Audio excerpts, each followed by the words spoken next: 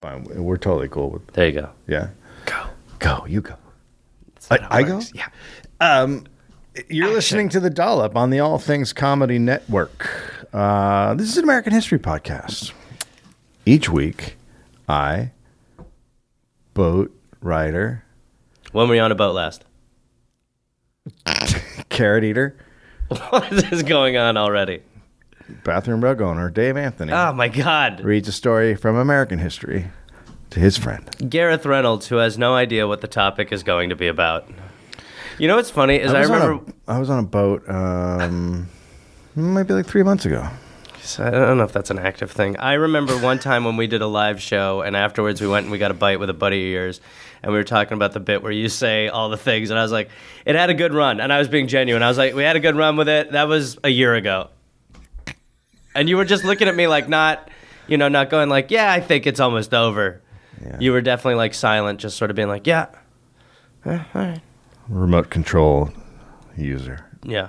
And called it, quote, his jam pad. Jam pad? I'm the fucking hippo guy! Dave, okay. My name's Gary. My name's Gary. Wait. Is it for fun? And this is not going to become the Tiggly podcast. Okay. This is like anarchy! On a 5-part coefficient. My room's a flame! Now hit him with the puppy. You both present sick arguments. No sleep till hippo! Just like the hippo. Action part. Hi, Gary. No. Nicely done, my friend.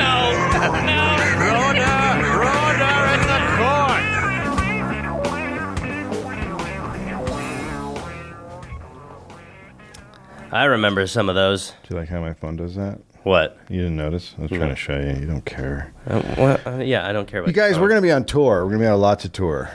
Is that what we're calling it? We'll be in Salt Lake City coming up on the 20th of July. And then the next night we'll be in Denver on the 21st. After that, in August, Minneapolis on the 17th. 16th is sold out. Nashville, you're sold out. Then we'll be in Cleveland. We'll be in Pittsburgh. We'll be in Washington, D.C., Boston, Royal Oak, Michigan, Chicago, Dallas, Jesus Austin. Christ. Those are all on sale. And then we also just announced our Australian tour. Oh, my God. We'll be going to Perth, Brisbane, Adelaide, Byron Bay, Canberra, Sydney, Melbourne, Canberra. Hobart. Hopefully Hobart. Hopefully Hobart. I mean, everybody knows. Hopefully everybody knows by now that we are booked into a venue that is currently on strike. So if the employees are still on strike, we'll figure something else. But we're not going to cross the picket line. We'll do it at one of their houses. We'll do it at one of your Is that how houses. it works? I mean, seriously, we will. No matter what, people will get a show. It just might be in a park or something. But Yeah. I'm not doing a show. I'm not crossing the picket line. So Yeah, I will, but Dave's being a real dick. go to dolloppodcast.com. All the tour stuff is there, and you can click on all links to get tickets and stuff there. Do you have any dates you want to say? I know you like to say dates. I'm going on a lot of dates with Dave. We have suppers. I have some stuff coming up. I'm on a little Dollop. We're doing more Dollop dates coming up, but then I'll pick back up so you can go to GarethReynolds.com if you have any curiosity about what those are like. Sure. And boy, did I have some fun. I've had a good little run. If you're a fan of the Dollop, which I assume you are because you're listening, you might enjoy mysteries. Do you like mysteries? I don't know. If so, let me tell you Who's asking? About a new podcast I love, called Unexplained Mysteries. Every week, the hosts look into the greatest mysteries of the past and present, like from the building of Stonehenge, which you probably don't know anything about. I do know everything about it. It's a bunch of weird rocks. It was done by Druids. Druids who took acid. Oh!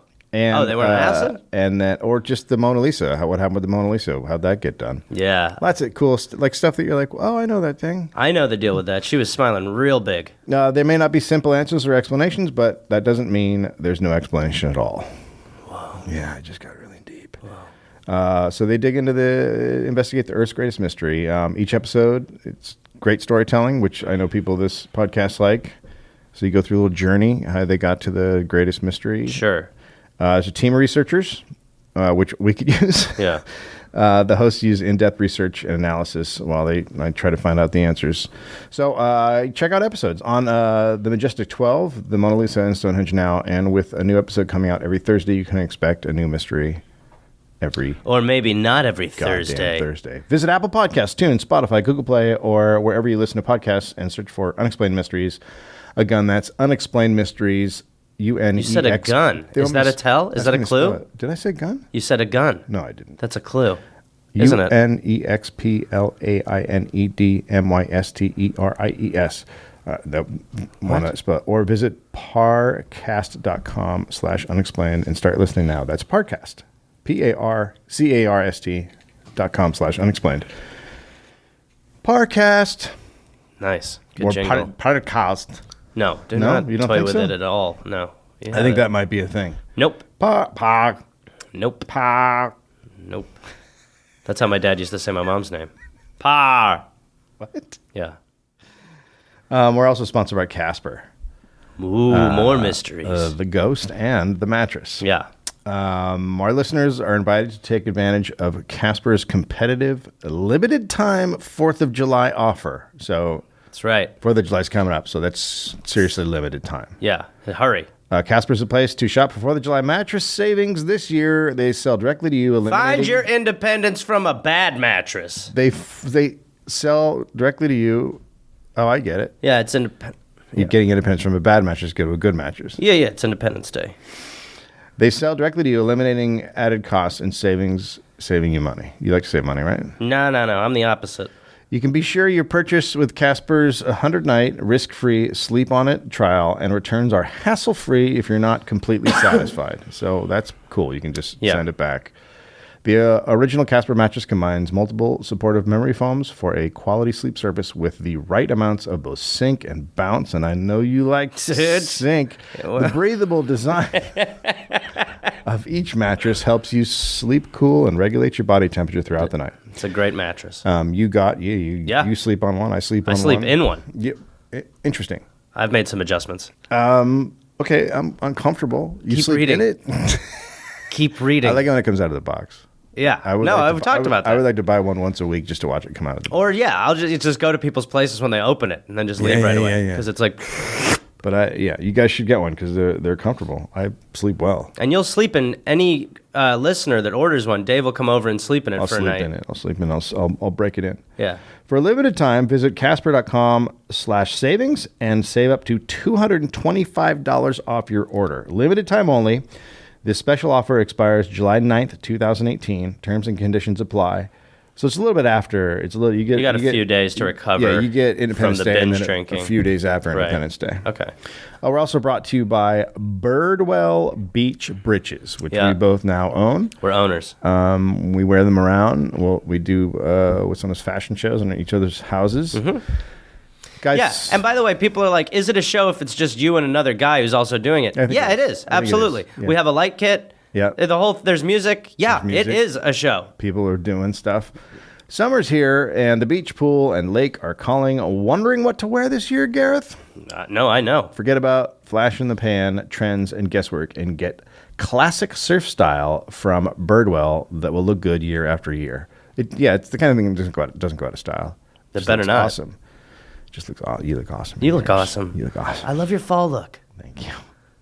They're legendary for their quality. Birdies are. Customers often come into Birdwell's Santa Ana factory and store in the same pair of birdies they've been wearing.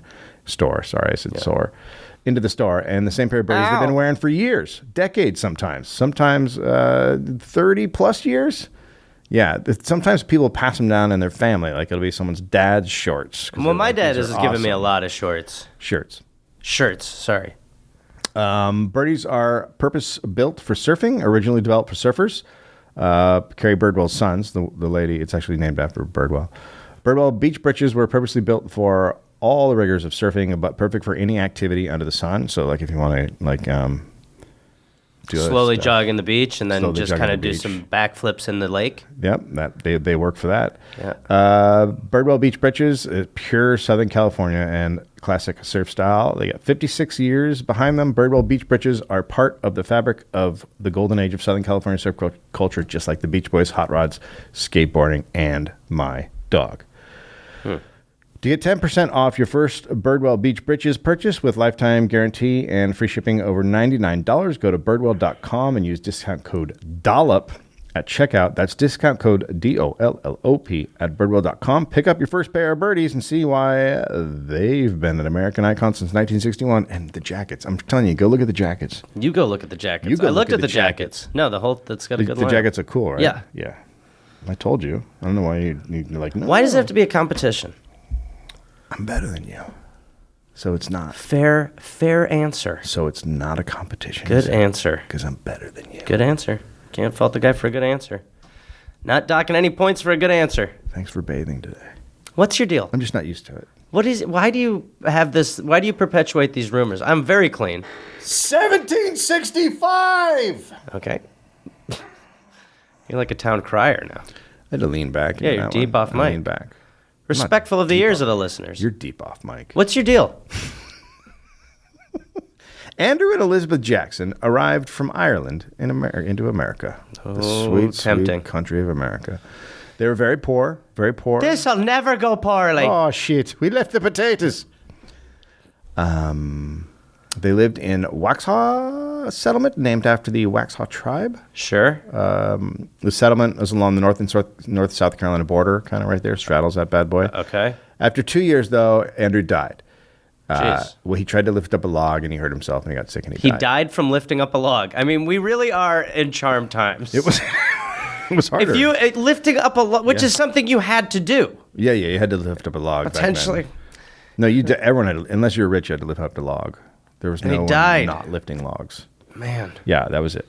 At the funeral, his neighbors got... Was someone a pallbearer and like, my back? You'll see. Oh, no. At the funeral, his neighbors got shit-faced and put his coffin on a mule-drawn sled. Sure. Right? Sure. And when the sled arrived at the cemetery, everyone realized the coffin was gone. So they had to retrace their sled steps. So the wild sledding didn't get the body there? No, the Weird. coffin snagged on a branch of a tree, and they had to... Well, Dave, I mean, certainly crazy that branches were involved. I'm just saying... Yeah. I'm just saying sometimes my Irish people are stereotypical. Yeah. Yeah. Elizabeth and the That's boys... a lot of wishful thinking. So there are two boys, right? Elizabeth and the boys moved in with her sister and brother-in-law. In under a month, on March 15th, 1767, Andrew Jackson was born. Oh, no. Oh, boy. You know that name? Yeah, old Cherokee? Yeah, sure. What is he? Definitely not old What is Cherokee. he? No, he's old. No, Definitely. yeah, no. 100% not old Cherokee. Angry at Cherokee. He lived with What was he? Old Hickory. Old Hickory, yeah. That's it. He lived with his mom, aunt, and Loser. uncle. Yeah, that's right. How old is he? Right now, he's a baby. Loser. Okay, I don't know why. Come on, get out of the house, you loser. He just got born. Get a job, you dumbass. Jesus Christ. Come on, old Cherokee. He lived with his mom, his aunt, uncle for the first 10 to 12 years of his life.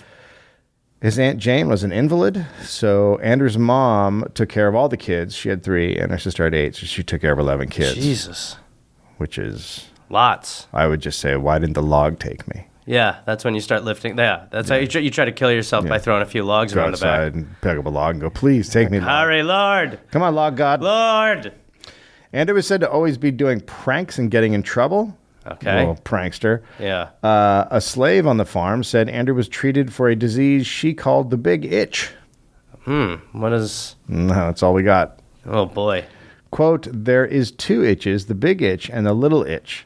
The little itch ain't nothing to the big itch. The big itch breaks out all you over and do frighten a body powerful. So he's got like a full body rash. Yeah, he sounds like he had a bad one. Oh. Like a bleeding, scratching guy. Sure, right. It was also reported that Andrew suffered from an unknown disease that caused, quote, slobbering. Okay, wait. Are we sure that he's not some sort of like wild shaved dog? Yeah, that's him. That's Maybe some rashed up like. That's our boy. Okay, so he's pink with rash and slobbering. Yeah, that's our boy, Slobbering Andrew. Playing pranks. Yep. Who puts a ran wrap over the outhouse seat? Slobbering Andrew. I don't know if that's slobbering. So itchy. What is that? It's me, Old Hickory. I don't, not yet. Young Hickory. Right now you're just slobbering Andy. Regular Hickory. He became a bully. Okay. He was described as, quote, self-willed, somewhat overbearing, easily offended, very inaccessible, and upon the whole, difficult to get along with.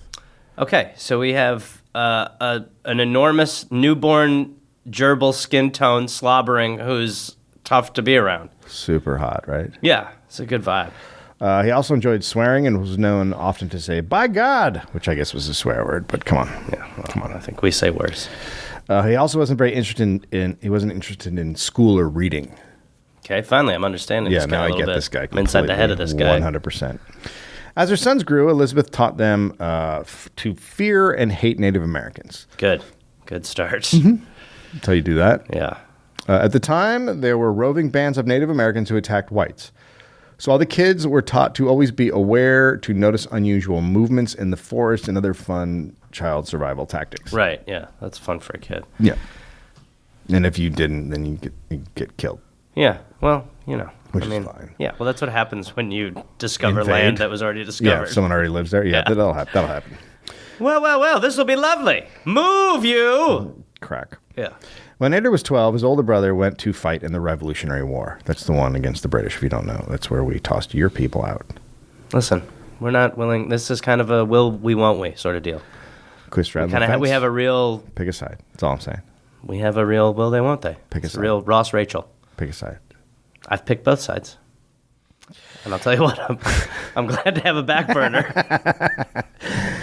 He died after a battle of heat and fatigue. So he fought in a So he fought in fought a battle, heat and and then fatigue. afterwards he's Oh. like, "I'm hot," and then he I'm died. losing the battle of the sun. Yeah, they probably forgot the stuff called water. I would Yeah, imagine. right. Well, they had meat or something. So the Jacksons were Whigs and supported American independence. On May 29th, 1780, 300 militia on horseback attacked the Waxhaw settlement. Okay. They killed 113 people and wounded 150.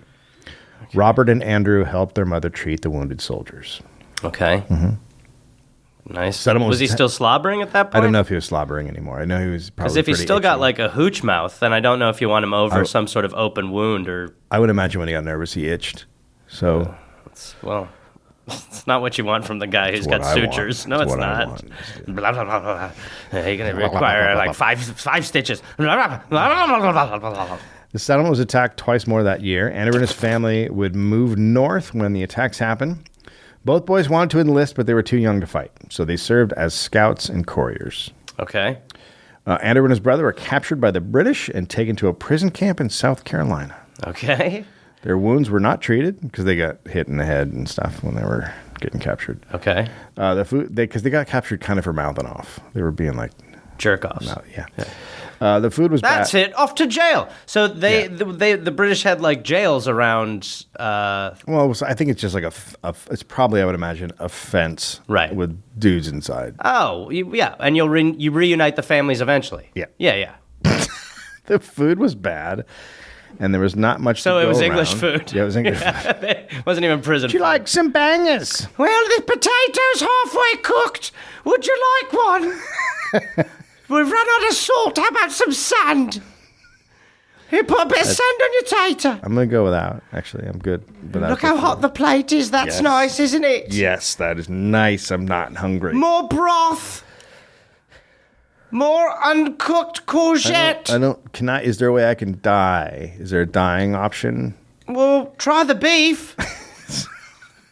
Andrew was robbed of his jacket and shoes, and then he got separated from his brother and cousin.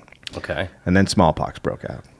I feel like Andrew might have already had smallpox. Yeah, you're right. Or something worse. What is worse? Slobbering and itching. Right. Okay. Yeah. Andrew and his brother started coming down with smallpox. Now, his mother, I don't know how this happened. His mother, Elizabeth, came and brokered a prisoner exchange.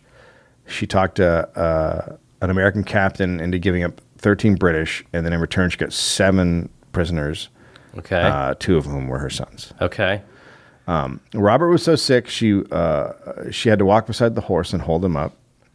It was a 40-mile journey home, but he died before they got home. Okay. Andrew was very, very close to death. He remained an invalid for several months, but Elizabeth nursed him back to health. And she decided at that point to bring medicine and messages to a prison ship in Charleston, which is 160 miles away. So they were putting all the prisoners on a ship in Charleston. Okay. And she found out about it, and she was like, I'll bring them medicine. And she got the messages from people around the Okay, so around the she's hood. Sure. And then on the way back, she was, quote, seized with the ship fever and died. Jesus. So Okay. she went to the ship and she got the ship fever. That's why you don't go ship to a ship. fever, That's yeah. why you don't go to a ship. Go to a boat. and save a shot of medicine for yourself Thank if you're you. going there near Yeah. the ship. But You're an active boater. I'm a boatman. Yeah, boatman. you're a boatman. Yeah. It was probably cholera, I would imagine, or Oh. just one of the awesome ship diseases. Sure. Yeah. She ate barnacles or something. Yeah. She might have gotten barnacles. Yeah. She has barnacles on her. Yeah. Oh no! So Andrew now is at home alone, Yeah. dying of smallpox. No, he's okay. He's recovered, but He's he's still recovered. sick. Like, He's it takes sick. a while. He's 14 years old, and he's got no family anymore. Sure. I mean, he's got distant relatives who he goes to live with, but they're not as... Yeah, they're not as cool about not the as slobbering. Yeah. Yeah. They all think he's weird. Yeah. His health came back, and then he got into horse racing, gambling, drinking, and cockfighting. Finally. So he went- is back. Yeah, so he went fucking over the top. Yeah. Nice. The Revolutionary War ended. Congratulations, America. The British were gone, won't so that needed now they needed new laws in America, right? Right. Ones that would hold up throughout any test. Yeah, there's nothing that could possibly... Nothing that could shake the foundation of these laws that they were going to come up with. Right, there's no... Something that locks democracy in forever no matter what. Right, we're going to do those, and then we're set, and there's nothing can shake that. Yep.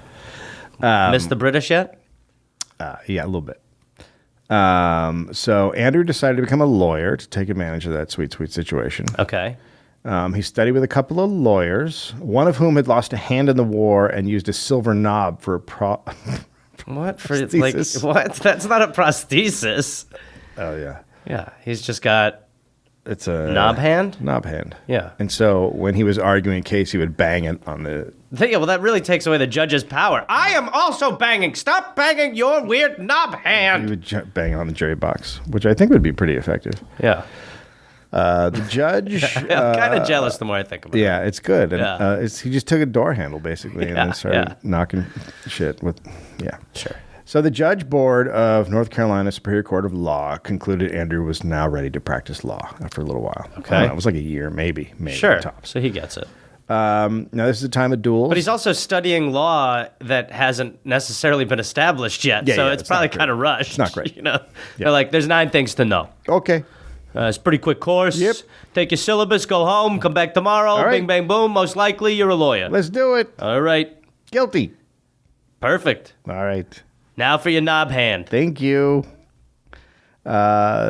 So a lot of duels. Andrew was in his share. He enjoyed duels. It was said he had over 100 duels, but it sounds like a lot of those were just fights and not actually shooting duels. So a duel where you walk away and then just throw punches You throw 20 a fist. paces away from someone And then you else? fist. Yeah, I would have hit you with this. Get your fists ready. Ah! And then you Just whack. throw sand. Throw sand in the guy's eyes. That's Yeah. a duel. Sure. If you throw a bag of powder, But what are those? That's a bag just- of powder on the ground and a big cloud comes up and you Smoke bomb! and you run away. Yeah, yeah. That's a duel. But so those are maybe just ones that go to the brink of.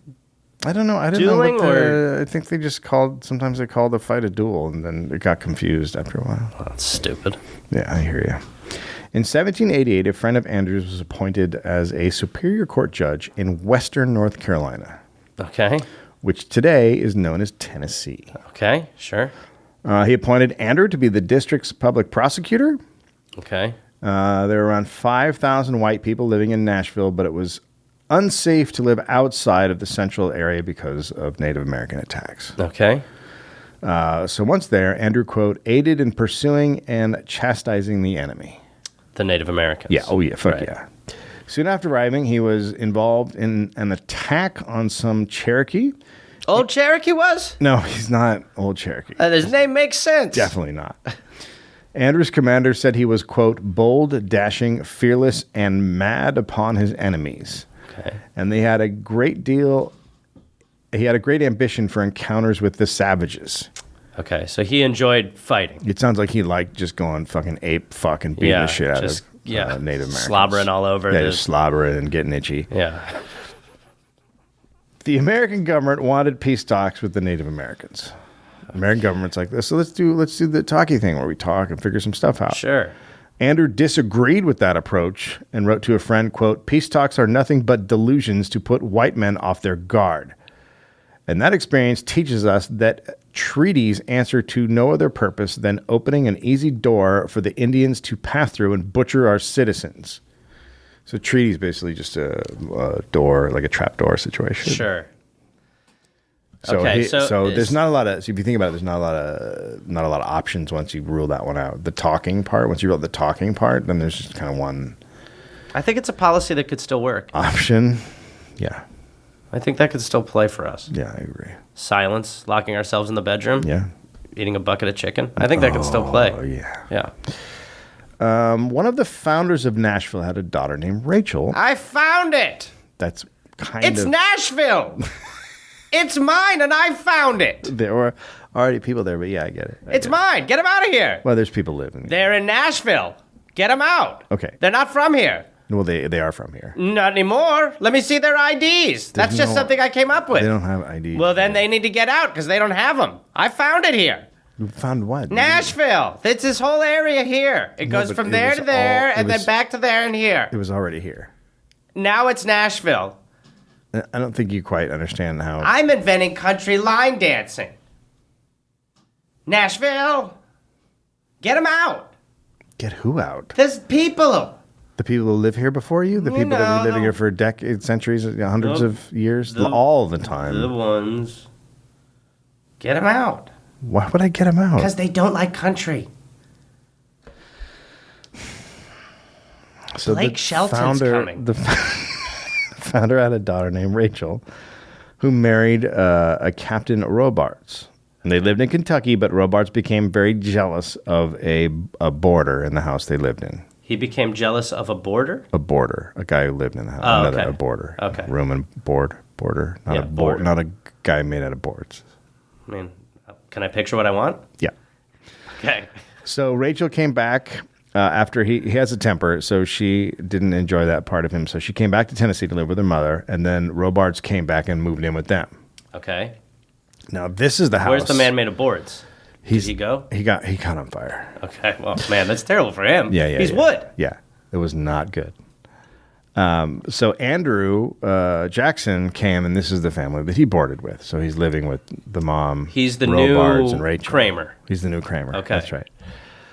Robards then became jealous of Andrew. Sure. What's not to be jealous of? He's Right? pink. He's frothing. Yeah. He's angry. Fuck yeah. When Andrew learned Robards was telling people that he was too intimate with his wife, Andrew found him and told him if he heard any of that kind of talk again, he would, quote, cut his ears out of his head.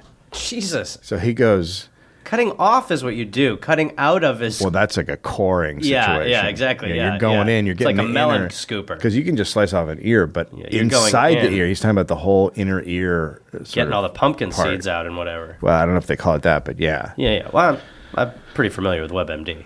I think you're not, because there's actually no pumpkin seeds in a human. Read on.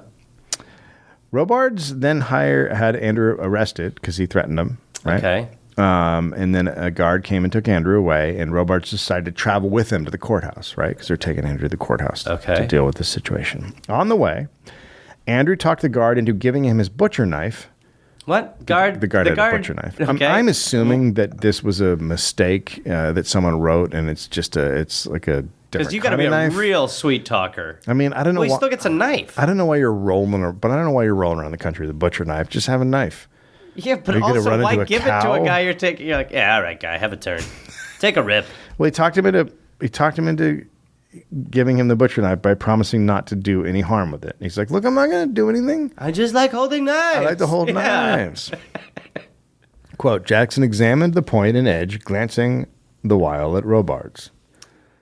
So he's holding the knife and he's looking at Robards. Nice, isn't He's just it? holding the knife. And then Robards just starts running. Okay. He's like, this is fucked. So something about him looking at the knife and looking at Yeah. dead into his Apparently. eyes made him feel uneasy. Yeah, apparently that was weird. Okay. Especially after he said he's going to cut his ears out of his head. Yeah. I guess those might be You put those connected. together, it's not great. Yeah. So Jackson pursued him into the cane. So And he then- chases him. Yeah, and then he came back alone and went to the courthouse with the guard. On charges that were being filed by a man who had fled. That's interesting. So at the court, without a witness to make the Why case. are you here? Yeah, I don't know. Do you want this knife? It's pretty cool. No. But clearly, Yeah, there was a guy. Why are you in the defendant's box? No, comfy. Is anyone pressing anything against you? No, there. Yeah, no. I think we're good. Okay. Nice to see you. Yeah. I'll see you later. Bang my knob a few times. You guys can get out of here. Yep. Anyway, Robards moved away without Rachel after that. Oh, so, okay. And Wow. moved off. No charges. Case over. Robards goes away. Weird.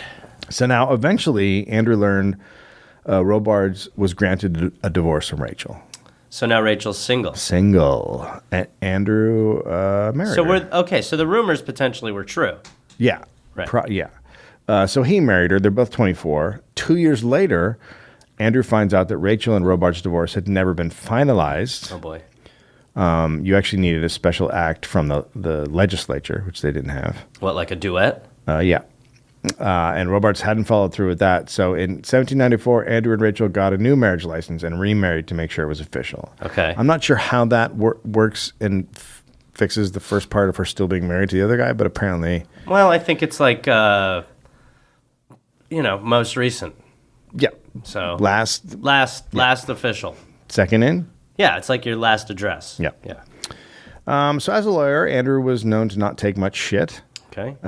Once opposing counsel mocked one of his legal arguments, so he wrote out a duel challenge and handed it to the guy. Boy, okay. Yeah. Right. He's printing it up. Sure. And the other guy was like, yeah, I'll fucking do that. Let's he's do that in. shit. Yeah. Okay. Was it like, do you want a duel? Check yes box or no box? I think it was a yes or no box. Okay. Yeah. Or a maybe. Yeah. Yeah. Or you did one of those little like things you do. Those little. That's going to be hard to convey on a podcast. Those of you listening or watching, one of those. I'm sure like 7-year-old girls could tell you the name of that thing. Yeah, the thing where you got the little trap in your. Yeah. Okay. So Let's cut that out, Eddie. So then after a while, the case was sent to the jury, and then the two lawyers went outside into the street and held a duel. Okay, so they are basically the lawyers who are opposing lawyers go outside for a duel while the jury's deliberating. That's right. Interesting. Yep. It's interesting. It's an interesting scenario. Yep. So they both did the walkie walk, and then they turned and shot, and they both missed. And then they walked over and shook hands, and we're good buddies after that. That is the weirdest feature That of is the duel the to me. weirdest thing about the duel. You is would think a shoot- reload. I mean, I understand, Yeah. but you think maybe have like another pistol on hand. Yeah, second try. like so you get a second shot. Yeah, second try. Then maybe you shake hands. It's Yeah. sort of like extra time in the World Cup. I would go like 4 tries, 5 tries, maybe. Well, then you're definitely getting death. I wouldn't mind two. I mean, but the one where you're just like, oh, well, here we go. there it was. Neither of us killed the other. Pool? I'd love to play some pool. Yeah. So Andy traveled all over Tennessee as a lawyer, usually with a small group of men, and they camp constantly. They're always under the threat of attack. Camping lawyers. Yeah, it's a new show on Yeah. ABC. They're always under a threat of attack from Native Americans. He gained a reputation as one of Tennessee's best Indian fighters. Okay. Right. Andrew practiced law for History frowns upon that title. Yes. Yeah. Andrew practiced law for 8 years. Sometimes he was given land as a payment. Okay. So sometimes they do a really good job, and they'd be like, "Here's an acre, or whatever." Just random acres? Yeah, I mean, where else? It's not like they can give you the acre you want. not They'd that be like, "I got an valuable. acre here." That's not that well, valuable. Maybe. I mean, wouldn't you want a bunch of acres near each other? Yeah, but it's probably better. Rather than some sort of But, you spread out know. acreage? I mean, come We on. can go to my acre. There's nothing on it. We'll That- spend the weekend there. I mean, it'd be cool to just have an acre somewhere, you know. Yeah, but they pile up, and then you just have a bunch of acres. Or maybe you just try to get other acres that match up to it. Just keep working hard, dude. Dude, it's not Monopoly. Keep This taking is life, cases. bro. Keep taking cases. Take some divorce cases. You might get closer acres. So, what interested you in our case? Well, the plot. It's very close to a bunch of acres I have that I'm trying to merge. I just would love to have I'd love to have a house. have you considered getting a divorce? The two I of really you? think you should. You know, That'd be great. she's sleeping with that man who's made of boards. Excuse me. She's sleeping with your guy who's made of boards. Yeah, we filmed that. Premature. Hey, boards are, you know what I'm talking about? All right. Well, I'm going to go to your neighbors. What a nightmare this has been. He also bought land when there were not many settlers around.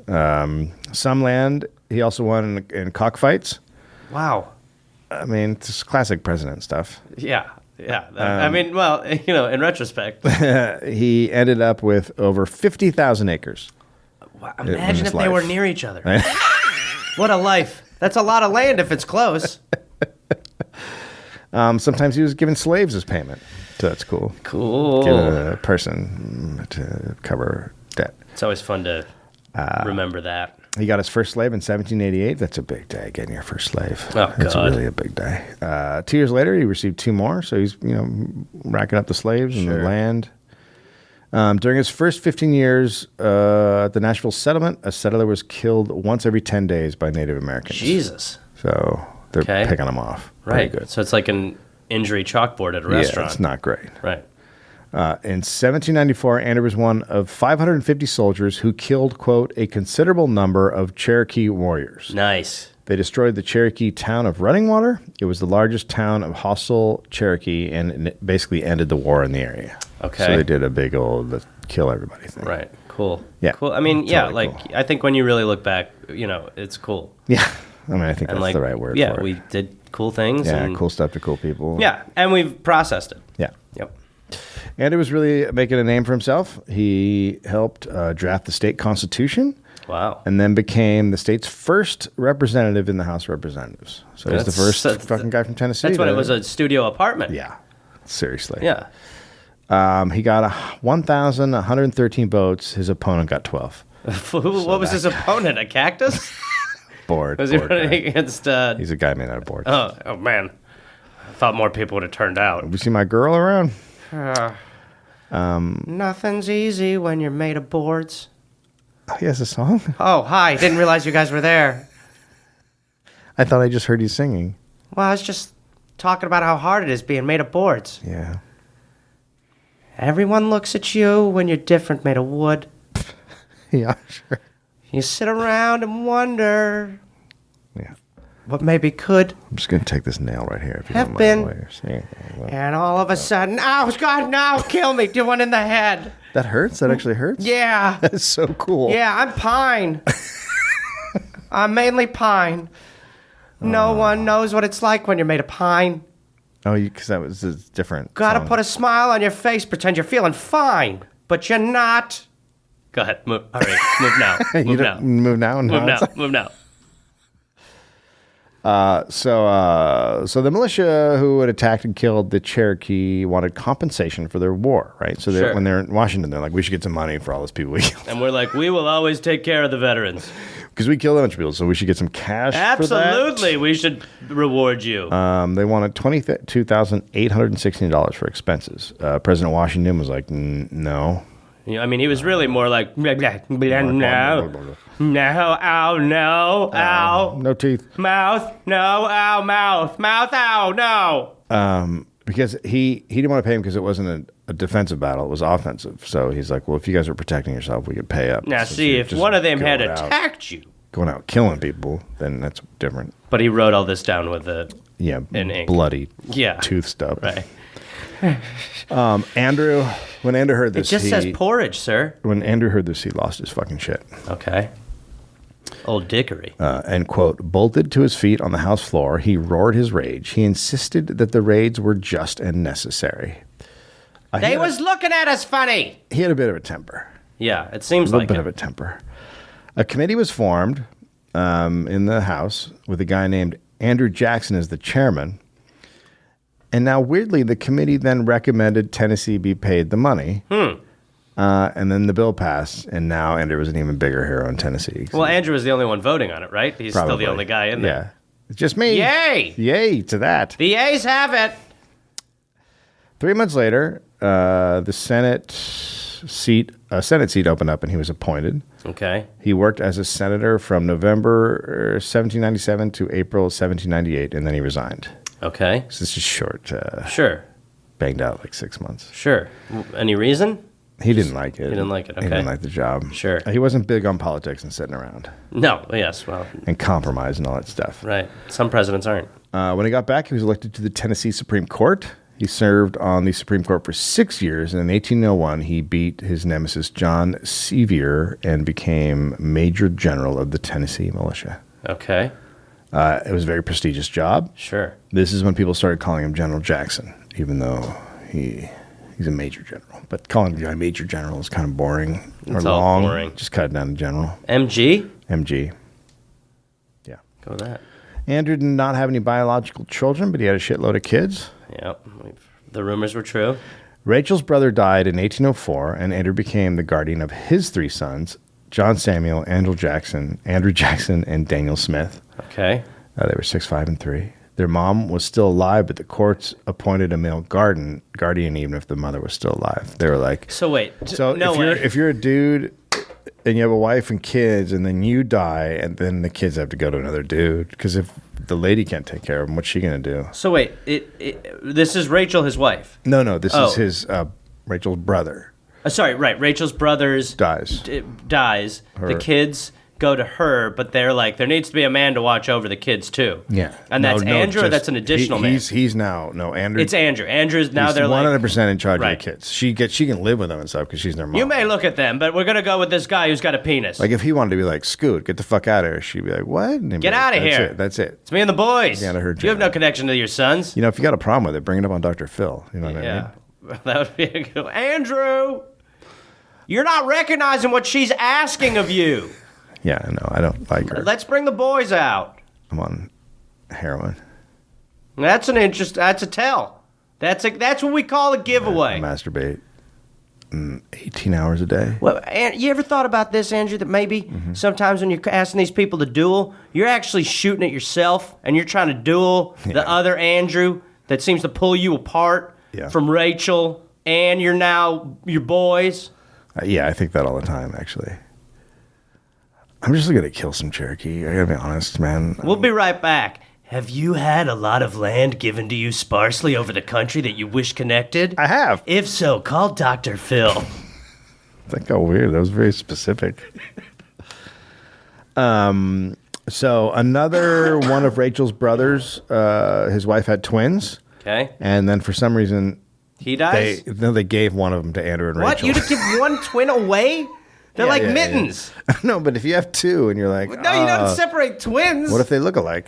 Twins have something that we should all strive to have. No, if there's 2 of them, they look the same. You're like, I can't tell these apart. What? Then you give one to... We're setting up Act 1 of The Parent Trap. just give one to a friend, a buddy, or your brother or whatever. Well, we didn't bring you a bottle of wine, but you want James? So they named him Andrew Jackson Jr.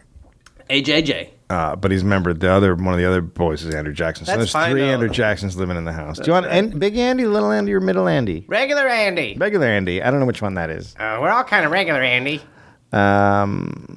So over the years, they would just keep getting kids from different relatives. What? That's part of the jam. That's not you really nonchalantly are saying that. That's not a thing. It's part of the It's thing. not like when you have like a bunch of goats who need No, rehabilitation and you it's open cool. a farm. You It's don't just totally take on a cool. bunch of random No, children. if someone has twins, you get one. It's not a potluck with babies. I would disagree. Okay, fair. Tennessee was considered the West at the time, right? Wild, unsettled. White settlers kept pushing Native Americans off their land. Tecumseh, do I have to go through Tecumseh with you? He's a Native American, brought a bunch of tribes together. Great, I'm good. Iroquois and stuff. He approached the British about joining forces. So he's like, hey, you guys want to fight the Americans? The British would supply the Native Americans with weapons and supplies, and then in turn, the Native Americans would fight the Americans. And the British would just be like, well, they are savage, aren't Look they? at them. We don't know where they got all these lovely weapons. Hello, Governor. Good Lord, it'd be terrifying. We wish we were in your position. Care for a half-boiled potato? Brexit. War between the U.S. and Britain was declared on June 12th, 1812. Okay. Andrew offered his services and the 2,500 volunteers in his division. Okay. President Madison did not at all like Andrew because he had supported Madison's opponent in the election. Sure. But soldiers were needed. Andrew and the Tennessee volunteers joined the war and were sent to New Orleans. Nolan. Nolan. Nah. The soldiers were told they'd be reimbursed by the government.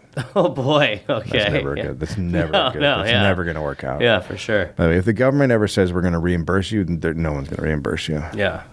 Back then. There's another podcast I think we did recently with a similar part, but I feel like it's gone. What? Nothing. So the men got on boats and headed south. Okay. Then Andrew got a message from Secretary of War telling him to disband his militia and turn over, quote, all articles of public property to the commander of the South. So now Andrew's furious. He went all this way. Now he's giving up all his shit to another Right. guy that he doesn't like the guy anyway. Right. He had used his own. Then he used his own money and got IOUs to buy food and supplies to get them back home because they were all out. They were expecting to get to New Orleans and get all their stuff. Right. And then these guys took everything they had. And That's cool. It's a cool situation. Yeah, for sure. So they marched 500 miles back. Jesus. Yeah. So, but again, now people, it just makes some people like him more in Tennessee, right? And he's this guy. He helped everybody out. Right. Do the thing. Wait, he looks good because he gave up all the weapons? Because he paid for all their food and shit. Right. To get them home. Right. So now dueling is becoming less and less popular these days. Right. Not Now like it's it used to be. dance-offs. Yeah, it's a lot of dance-offs. Yeah. There's some... This is the founding of getting served. That's right. Yeah. That's what the story is. Yeah. Two men, Jesse Benton and William Carroll, decided to duel. Now, Carroll asked Andrew Jackson to be his second.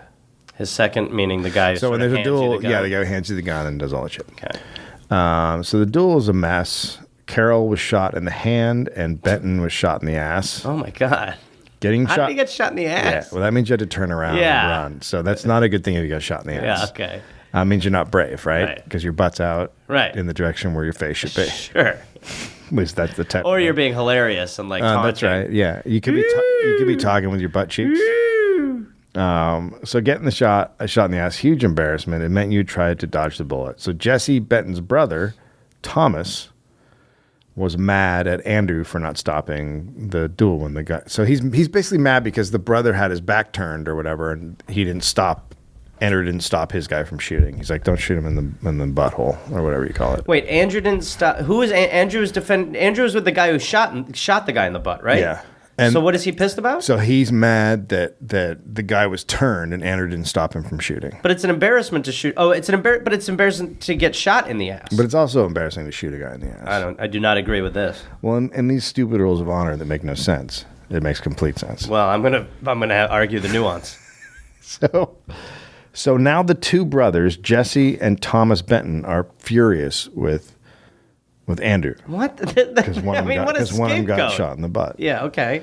So they keep talking shit about him all over the place. They're talking shit about him. They're talking shit about him. So finally, he's had enough.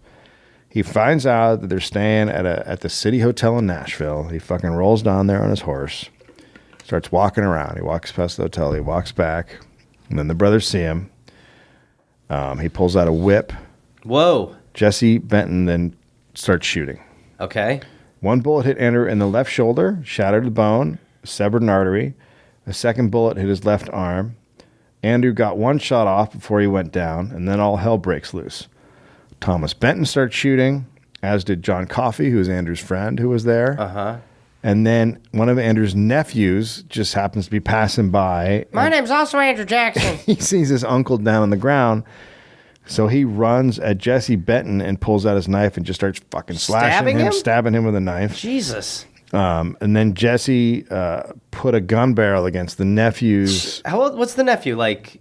He's probably 4. Oh my God. Put a nephew against the Put a gun against the the nephew. nephew's heart and pulled the trigger, but it misfired. Jesus. And then another relative of Andrew was cruising by, Andrew Donaldson, and then he rolled up and he started fucking shooting. And finally, the guys at the hotel and the other people were like, fucking stop. You guys, you're good. Wrap Oh, it that up." used to work. Yeah. Oh, interesting. So they got them to stop. The only person seriously wounded was Andrew Jackson. Because he got shot twice and popped an artery. Yeah. He was taken to... And I bet the nephew's hand hurt from stabbing. Yeah. That can really... Yeah, that you can get wrist. Yeah, carpal tunnel. Yeah. Fucking... Ugh. So he's taken to an inn where he just basically ruined 2 mattresses by bleeding into them. So that's bad. That's probably a lot of blood. I'll tell you who he calls. Ghostbusters? Well, Casper. Yeah.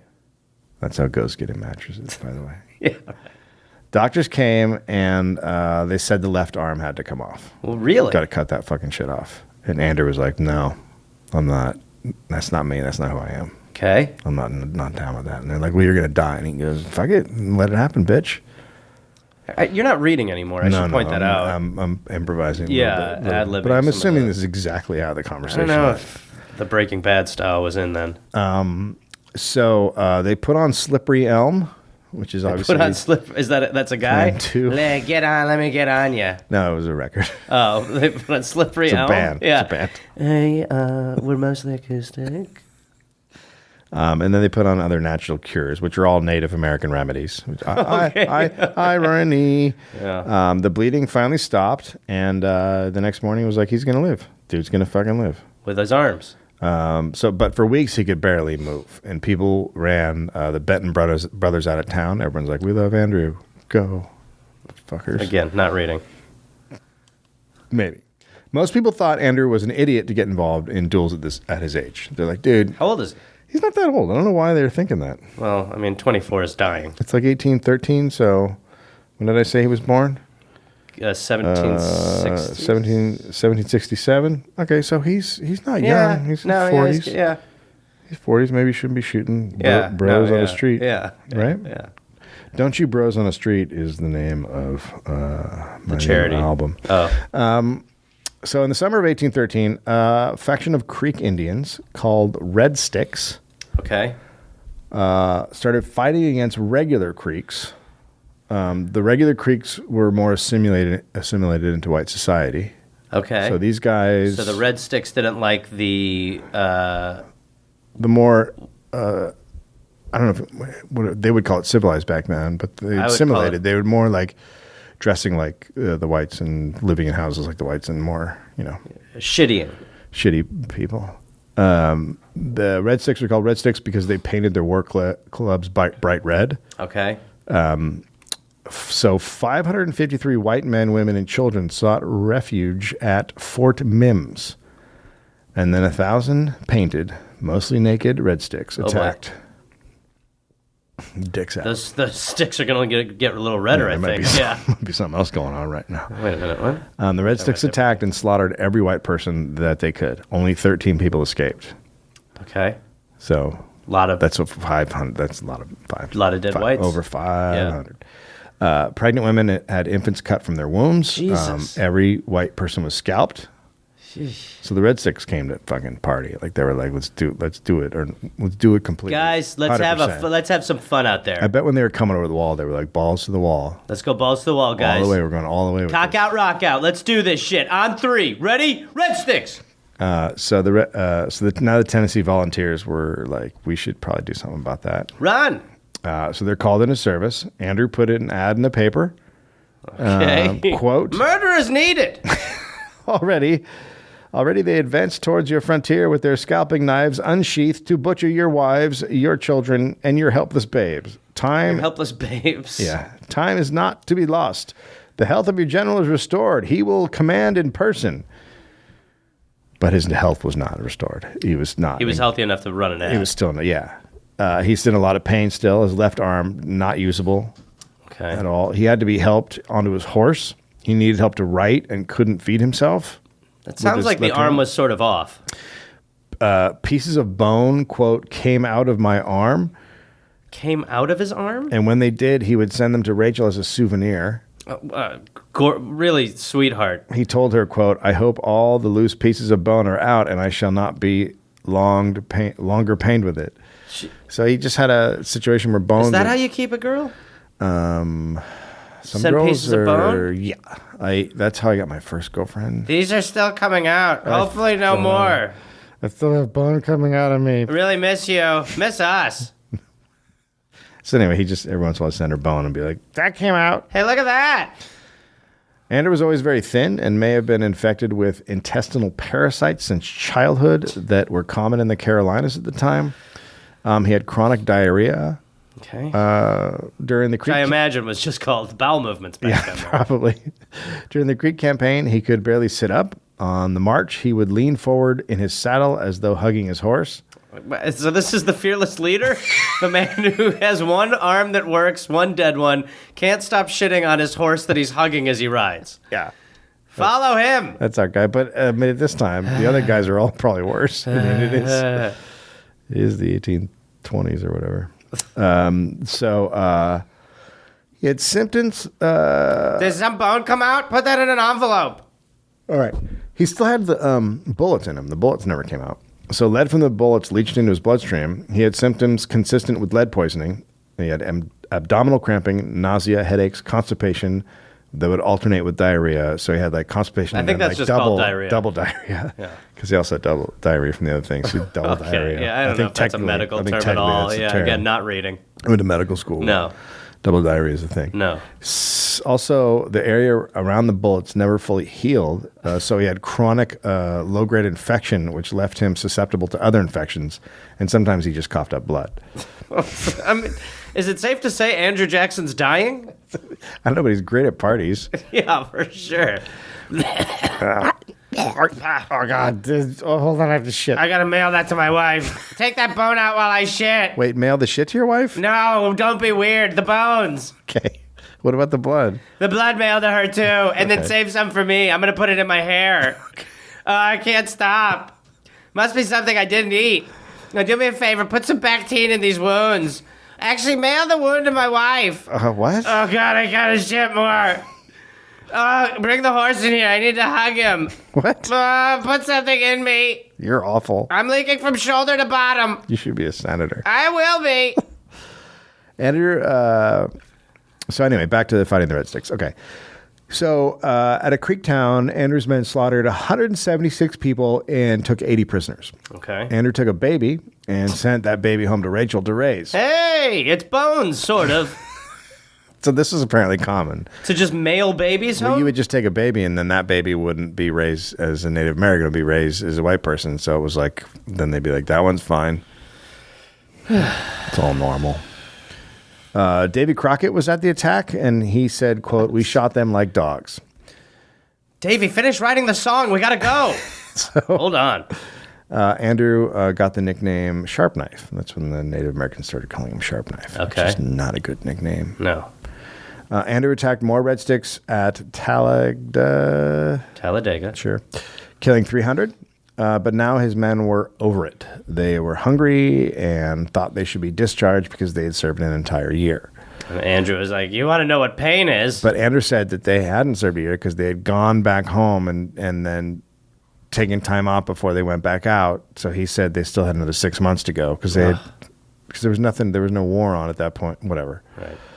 He threatened to shoot them if they tried to leave. One group still wanted to leave, so he had the artillery pointed at them. And then he also stood in the line of fire. It's a weird twist. Yeah. And then the guys said, quote, "Let us stay, please." That's how you change an attitude. And so they stayed. Why did he stand in front of it? He was like, I'll die too. Yeah, he was like, "Fuck it, let's all go." Honestly, it'd be nice to just have a day away from the toilet. I just want to stop shitting. For years after, Tennesseans told the awesome story of the time Andrew Jackson threatened to blow himself up and his men to put down the mutiny. It's fucking great. What a great guy. It What a great doesn't story. age well. What a quality story. Yeah, yeah.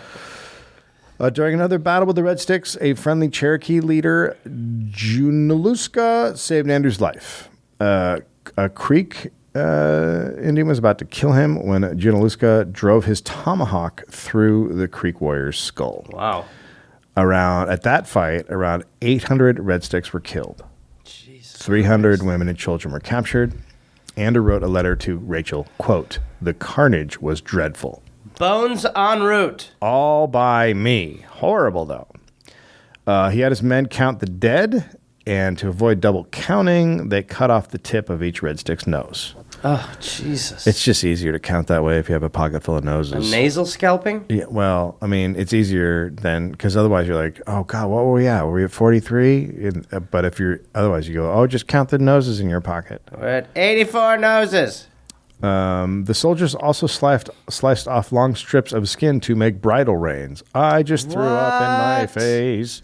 And, What? I just want Bridal reins? Yeah, Like, for horses. I think people are awful. I'm just gonna point that out. I would look. Just at least it didn't say bacon. You know what I mean? We got a little bit of a break there. A little bit of a break. yeah, but you still said bacon. This was a big battle in the war because the British were close to supplying the hostile tribes with weapons. So On the march back, Andrew burned every native village he came across, and then he destroyed the Creek food supply. So both the friendly, the Red Sticks, and both the hostile, the Red Sticks, and the friendly ones who had been fighting them were now on the verge of starvation. Cool guy. Yeah. Because a non-Red Stick Creek was helping them. Right. Helping them out. But now he's like, fucking, you guys, Twisteroo. psych. Andrew was made Major General. Or was He was already Major General. Yeah, that must have been a mistake. Now Maybe he's just General Major. General. Part of his job was negotiating a peace settlement with the Creeks. He came up with a plan. I bet it's bad. No! He kicked the hostile Creeks off their land and made them move in with the friendly Creeks. See Mark Burnett? Problem. So wait, he's just now... That'll be more land for the white people, and then he's making all the Native Americans go live on a smaller space. I wonder who they're going to find issue with. Well, so that was weird because all these Creeks who had just helped him fight the Red Sticks they're like, "What were is your rewarded deal?" by having to live with the Red Sticks who they just fought against. Awkward. So super, super cool. But then still, you're going to get on the same page eventually and be like, yeah, let's kill Andrew Jackson. Yeah. That's the way to go. At this time, Florida was claimed by both the United States and Spain. Okay. Why, I don't know. Yeah. Neither should have it. Andrew heard the British were dropping supplies at Pensacola, which was occupied by Spain, and he asked for permission to take troops down and take care of that situation. Okay. And President Madison was like, no, just Andrew, can you chill for a minute? How about you fucking... Can you just settle down relax a little? for 10 seconds? How about you relax for 10 seconds? Chill out. Do you have enough noses? So he said, just get some intelligence. Find out what's going on. Stay off Spanish soil. Right. So Andrew started sending letters to Spanish Commandant Gonzalez in Pensacola. Okay. Just basically talking shit through letters. Yeah, it's tweeting. It's tweeting. He wrote Gonzalez that he better not be harboring Indians or the British. He wrote that the Spanish had sheltered, quote, murderous, barbarous, rebellious banditti. Andrew then called up his militia, which was what the president said not to do. Right. No, it seems like he's definitely not listening to orders. Word then came that British Rear Admiral Cockburn had burned the Hello, house. I'm the Rear Admiral. The name's Cockburn.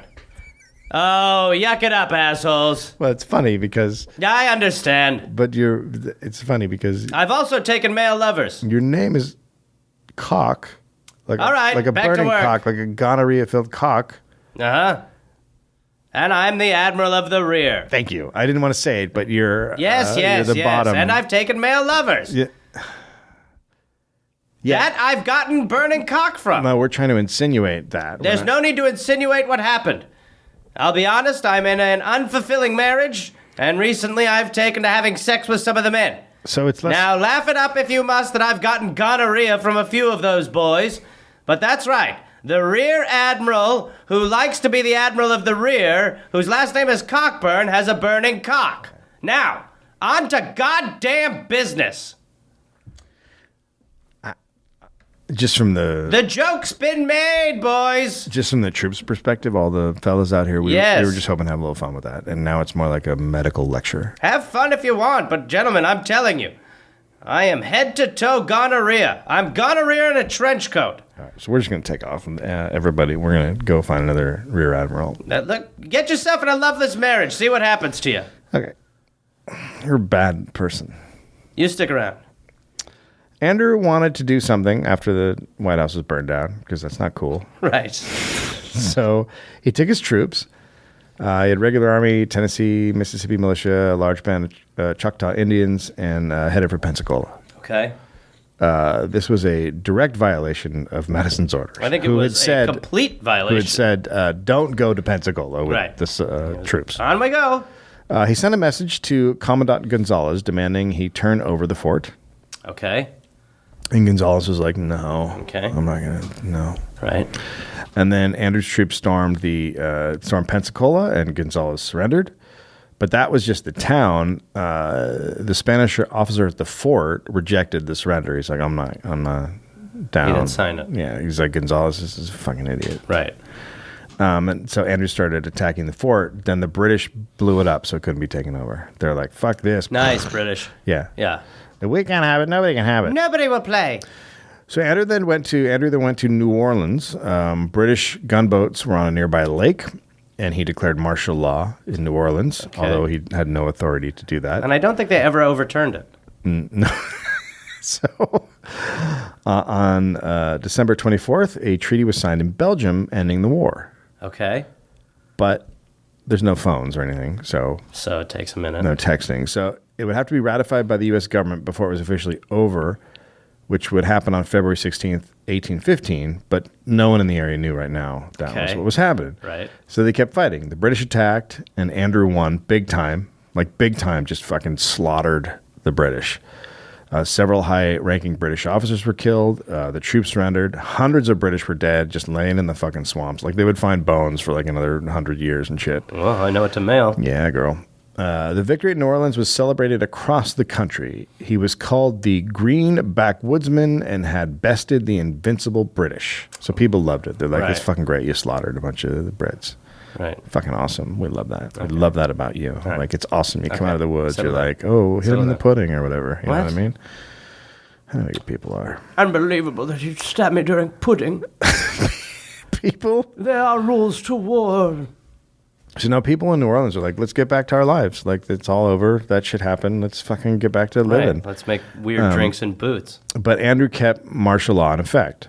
Okay. A member of the Louisiana legislature published an article complaining about Andrew's abuse of power, keeping martial law in effect. So Andrew had him arrested to prove that he wasn't During martial law. to prove that he wasn't abusing power. He had the That'll show him. Yep. And then the legislator appealed to federal Judge Hall, who upheld the appeal and sent Andrew a writ of habeas corpus. He's like, fucking knock that shit off, dude. Okay. Wrap it up. Right.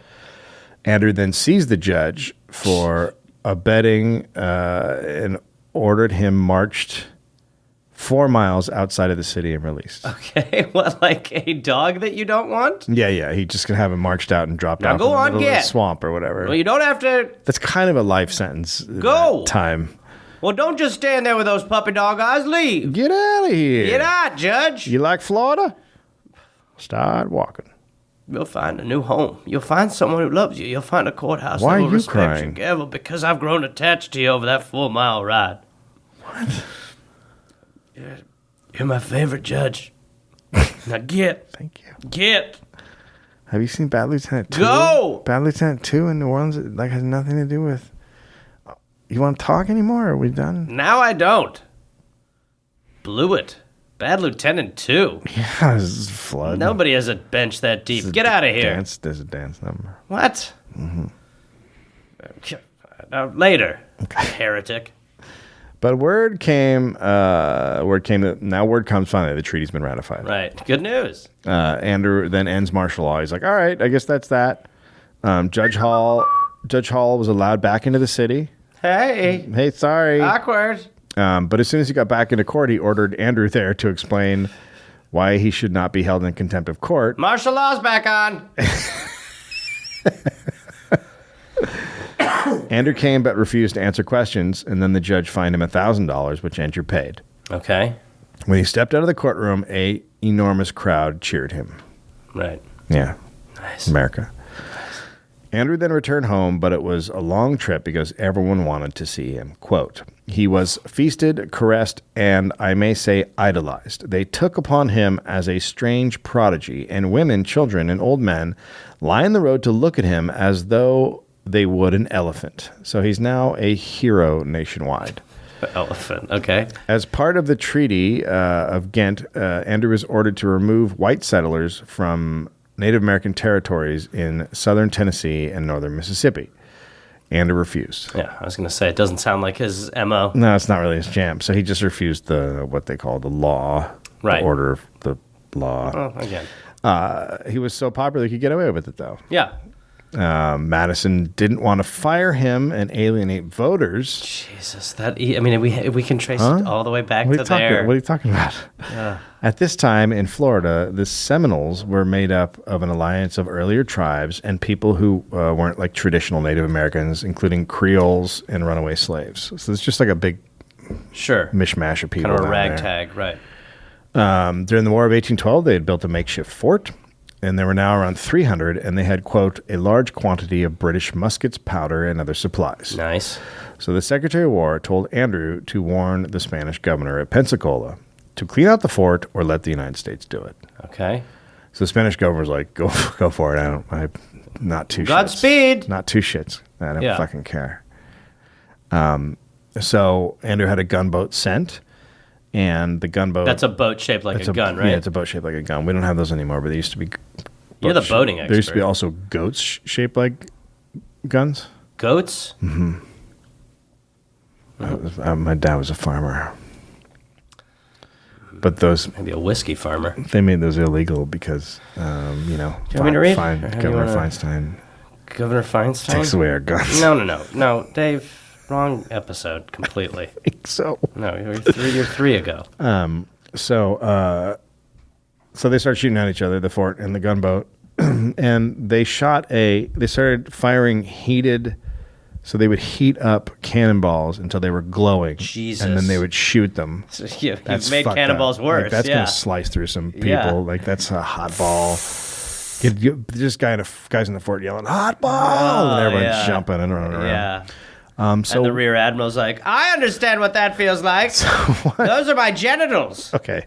Can you go back in your I've room? enjoyed many lovers. Can you go back in your room? Absolutely, I'll go back in my room. I'm sitting in an ice bath because, boy, it's like someone put hot coals on my penis. Woo!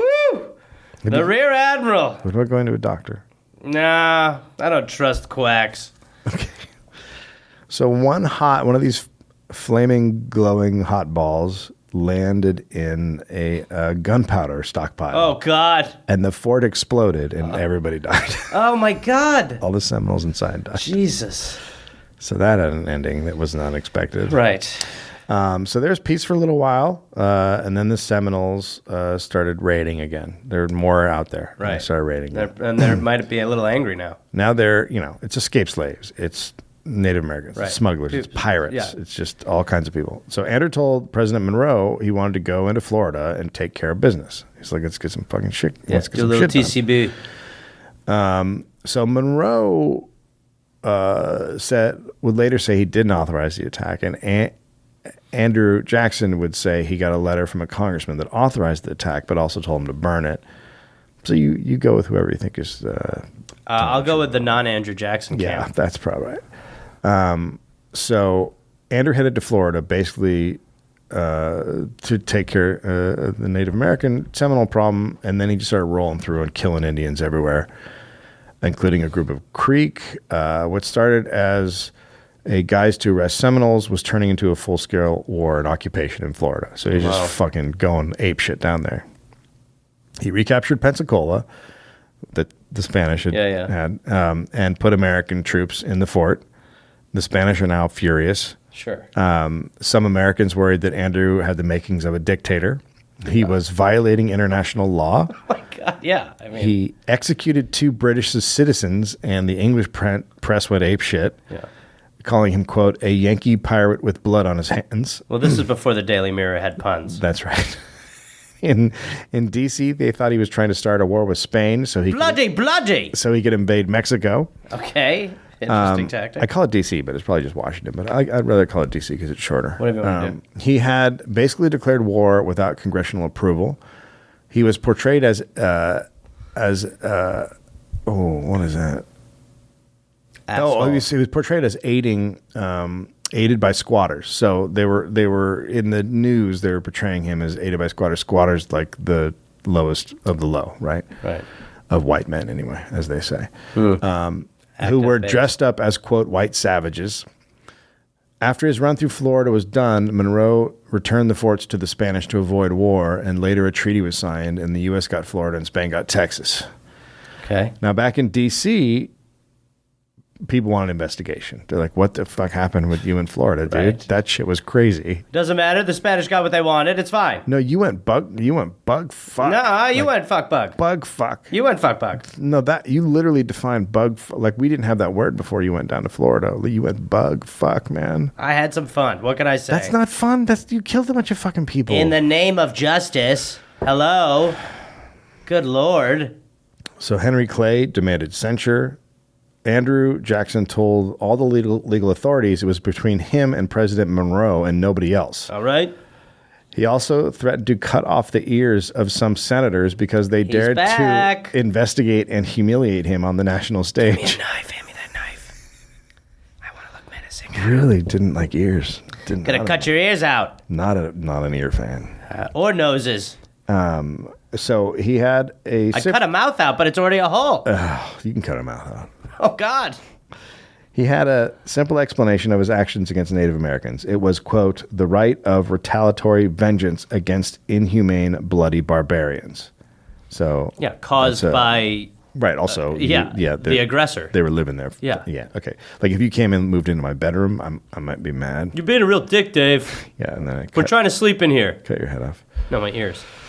After Florida, a huge financial downturn came and people moved west looking for a new start. Andrew Jackson had his government salary, so he built a new home on his Hermitage property. That's what he called his joint. Sure. The old home became slave quarters. He now owned around 4 dozen slaves. Great. Good So guy. He's just rolling people. Cool dude. In 1821, the U.S. decided to shrink the size of the army, but no one wanted to tell Andrew to retire because he was a fucking lunatic. Yeah.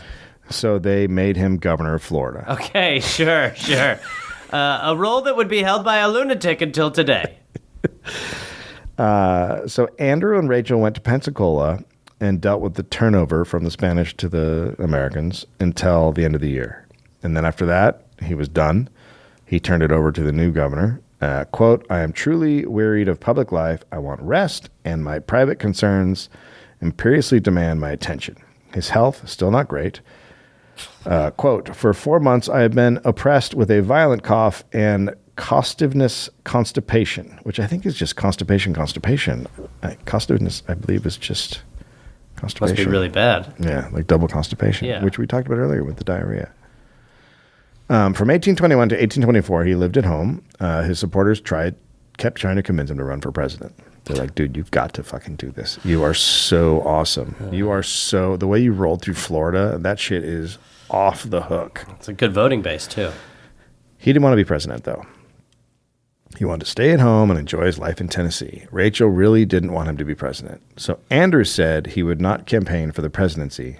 But if people elected him, Oh, no. well, then he would be his duty to serve. Is that right? Yeah. A little loophole there, it feels like.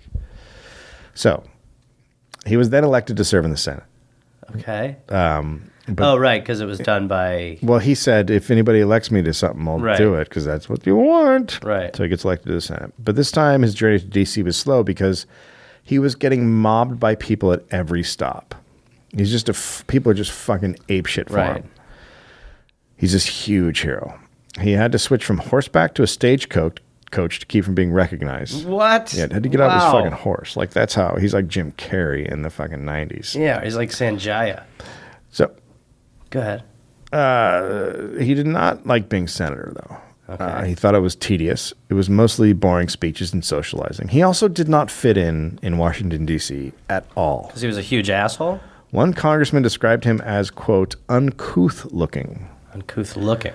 Thomas Jefferson thought Andrew had savage instincts and once observed him so overcome with anger that he was left speechless. Okay. Now, at the time, speechlessness was considered the trait of a primitive man. Okay. His fiery temper permanently marked him with the elites of D.C. So he's like, they see him as an uncontrollable, uncouth Force. dude, not a force. But they're looking down on him. Okay. So they're not worried about him. They're just like, get out of here. Yeah, they think he's a fucking idiot. Okay. Andrew was blunt with his opinions and also took quick resentment to anyone who disagreed with his opinions. A few months later, he went back to Nashville, and his supporters still wanted him to be president. In 1824, Andrew Jackson got 154,000 votes. John Quincy Adams got 109,000 votes. Representative Henry Clay and Secretary of the Treasury William H. Crawford got 47,000 each. So he just Now, that didn't mean he was president. okay. So the electors met in D.C. in December. For 2 weeks, no one knew who the president would be. Andrew went to D.C. Rachel came with him this time. Now he wants to be president. Now he's Okay. like, I want this shit. When the electoral vote came in, it was Andrew Jackson 99, Adams 84, Crawford 47, Clay 37. But the Constitution said if no candidate had a majority of votes, the House would choose the president from the top three Right. finishers. So Clay's fourth, so he's out, right? So now it's between Crawford, Adams, and Jackson. Now remember, all these guys don't fucking like him. Right. Clay is a Harvard-educated dude. He doesn't like the fucking Western country bumpkin. He's a member of the House of Representatives. He didn't like any of the choices. Quote, I consider whatever choice we make will be only a choice of evils. So he made a deal with John Quincy Adams. Adams would make him Secretary of State if he swung the vote to Adams. And that's how John Quincy Adams became the sixth president of the United States. Okay. Andrew Jackson is fucking furious Okay. because he won the vote, Yeah. but he didn't get elected. Imagine winning the popular vote and not being the president. Oh my God, Yeah. I can't. He resigned from the Senate again and returned to Nashville. President John Quincy Adams was not Andrew Jackson. He was a loner who abstained from pleasure and vices. He rose well before dawn every morning to read the Bible in Greek, German, French, and English. Oh, God. Wait. Good Lord. I mean, you're really hedging your bets on God there. Got to get him all All over. right, just in case he's German. He walked for exercise and calculated the distance walked. He'd measure his stride at 2 feet 6 and 88 hundredths of an inch. So, I mean, on the spectrum. Right. Yeah. Insane. Before Adams was even inaugurated, the Nashville Gazette declared Andrew a candidate for president in 1828. Okay. So they're looking forward to the next 4 years. Right. They didn't ask him, they just did it. And that's what happened, and it turned into an ugly campaign. Clay called Andrew a dangerous military chieftain, which is another way of saying back then a savage. Sure. Right? Andrew's friends bought newspapers to make sure the propaganda went their way. Okay. Andrew's opponents charged him with Negro speculation, which is also known as slave trading, which for some reason owning slaves was okay, but trading them was not. Oh, God. We are such a fucking stupid country. Just so dumb. Like, just so fucking stupid. No. Rules are rules. You can own them, you just can't trade them. Foolish My God. man. Good What Lord, kind of tradition. fucking asshole are you? Tradition. They brought up all his duels and portrayed him as a down and dirty street fighter who'd stab a man in the back with a sword hidden in his cane. It's true. Oh, well. His friendship with Aaron Burr was used to suggest he was a traitor. And then they went after Rachel. I kind of remember this a little bit from the cheese one. There's Yeah. some... They accused Andrew of stealing another man's wife. Right. Rachel was labeled an adulteress. Papers called her, quote, a dirty black wench, an American Jezebel, and weak and vulgar. American What? Jezebel's an FX show. Yeah, right? that's a really good FX show. One editor said she could no more pass in polite company than a gentleman's black mistress. Just great What? time. Mwah! No notes, 1800s.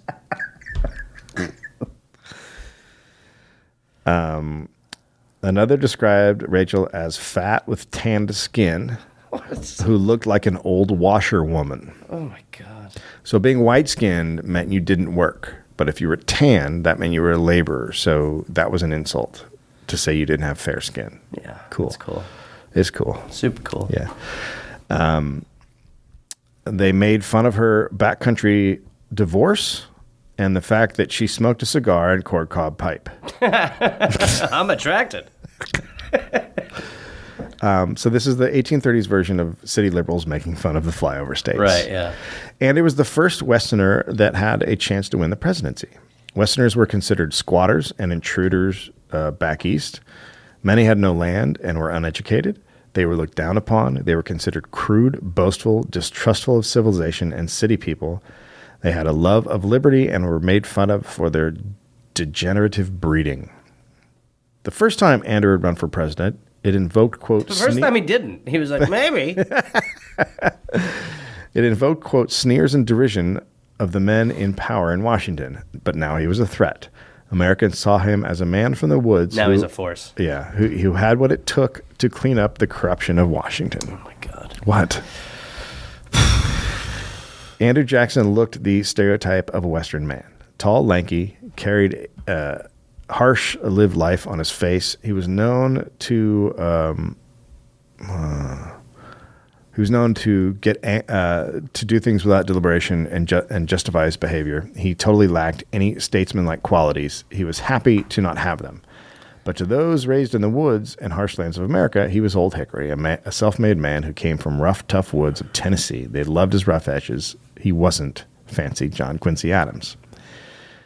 His foray into Florida meant he was a man who didn't take shit. His treatment of Native Americans said he'd get done what needed to be done. Yeah, there's a correlation between murder and legislation. That's never gone away. No. Or it's still pure American. Oh, yeah, no. Still tough guy. Yeah. It's like when Ted Cruz shoots like a shotgun with bacon on it. He's like, that's good bacon. Goddamn right. Yeah, that's totally the same. Oh, okay, that matters. He's trying to make it so that I can't shoot an Uzi with bacon on it? No thanks, liberal. Andrew was the first presidential candidate to be boosted by a campaign biography and the first not to have the education and breeding of the elites. The biography said real Americans were Jacksonians, not the snobs of Washington and the eastern cities. So running on anti-corruption, he pointed to the Clay Adams election mess that had happened 4 years earlier as an example. Which was corrupt. Yeah. And Andrew won.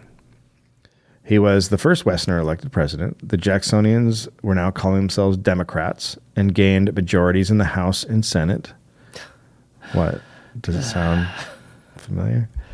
But it had been, so it's a totally different, it is as if a totally different alien force of people have come and taken over the government. And then out of fear, assimilation. And they've taken over all branches of the government. Right, yeah. Imagine. Yeah.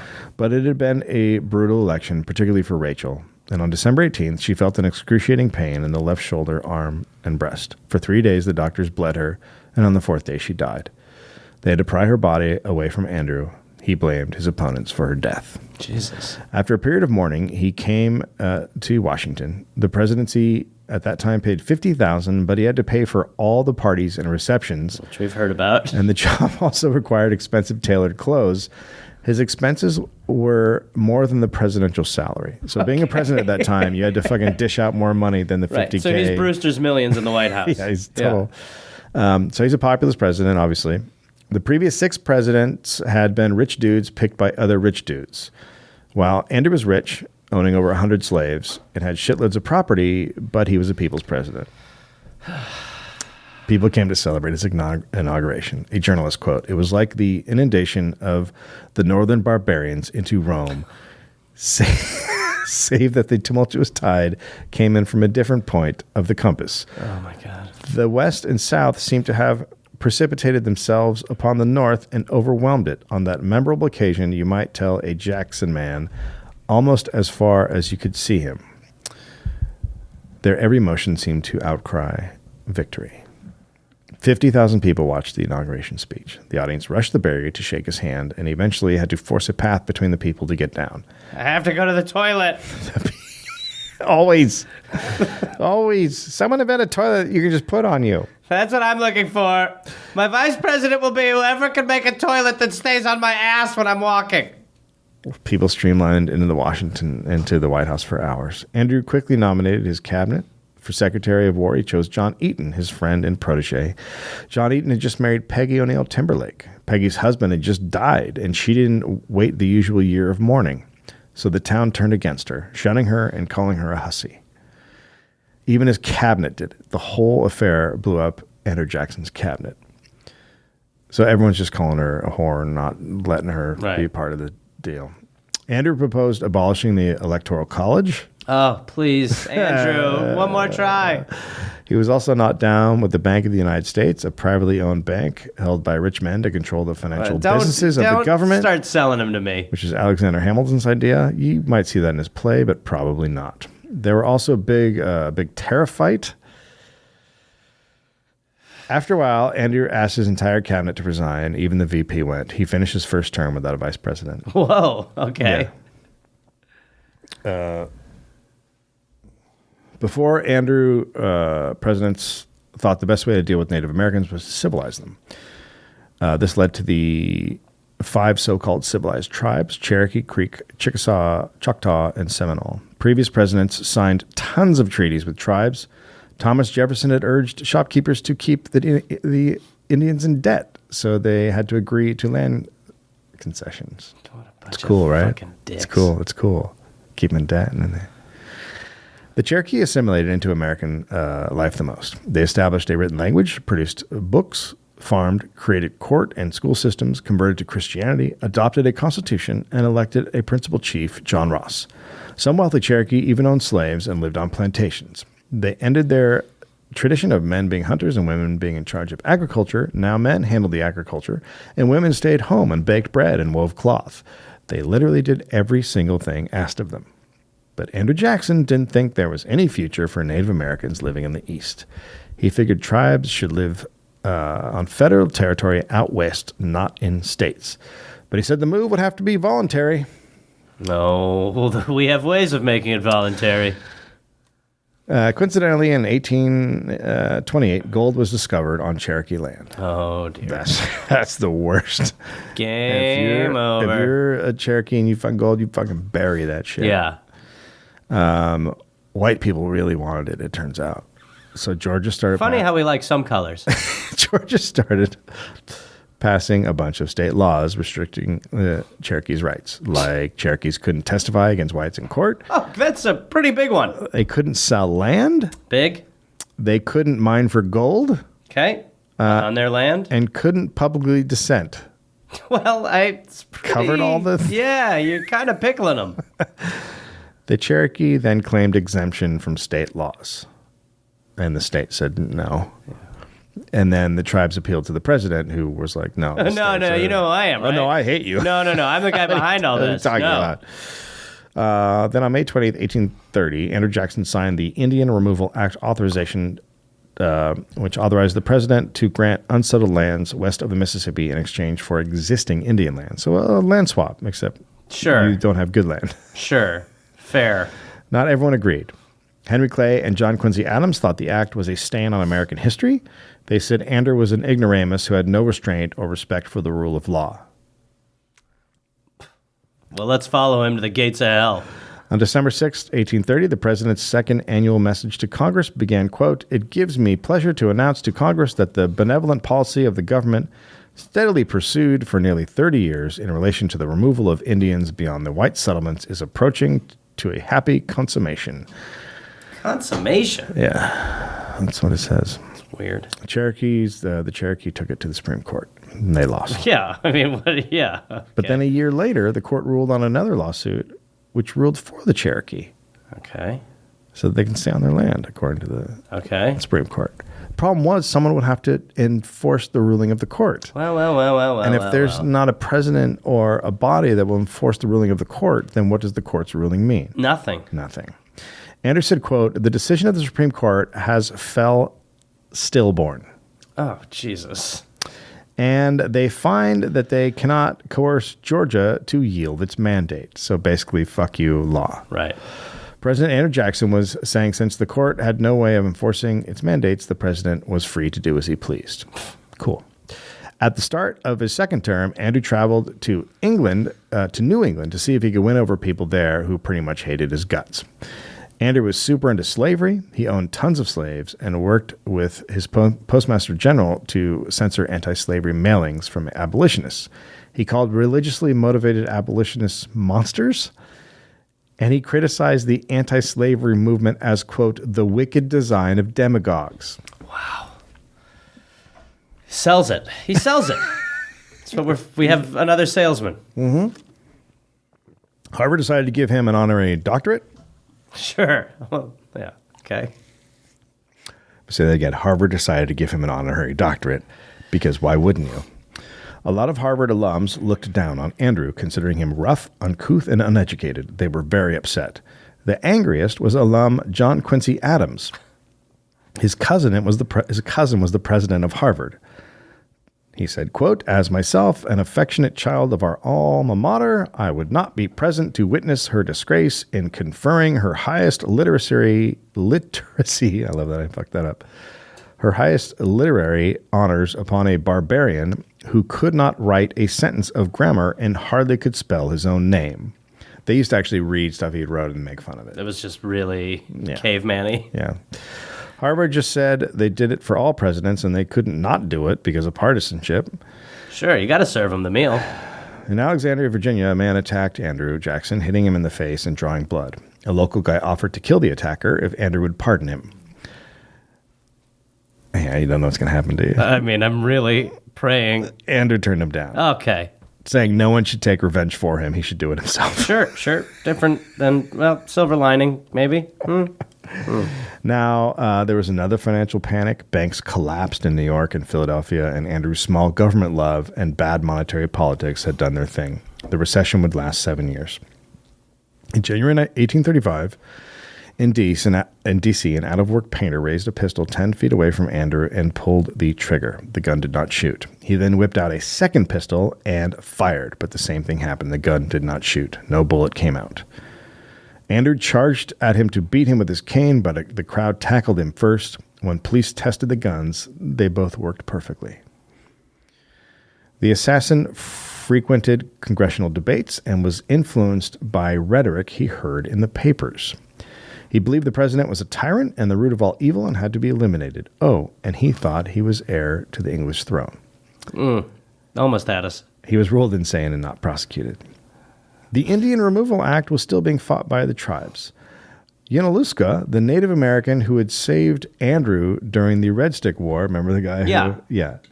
He went to meet with Andrew Jackson, but after a couple of minutes, Jackson said, quote, "Sir, your audience has ended. There's nothing I can do for you." Try the meatloaf. And that guy said, "Regret." Yeah. Chief John Ross and the majority of opposed Cherokees were around 20,000 in number, but there was a smaller group of Cherokees, around 300 in number, who decided removal was the way to go. They got the name the Treaty Party. The two groups did not like each other, and they both called the leaders of the other group a half-breed. Andrew wanted the Cherokee to sign a new treaty that would require removal, but he did not go to Principal Chief John Ross. He instead approached the Treaty Party, Right. who represented a far, far, far, far smaller group of Cherokee. Sure. And they signed. On May 23rd, 1836, the Senate ratified it by a single vote. Oh, that's weird. The Senate went along with it? Oh, that's weird. All the Cherokee now had a 2-year deadline to leave their ancestral homelands. After 2 years, anyone left would be removed by military force. John Ross explained to the U.S. government that the Treaty Party was not authorized to sign anything for the tribe.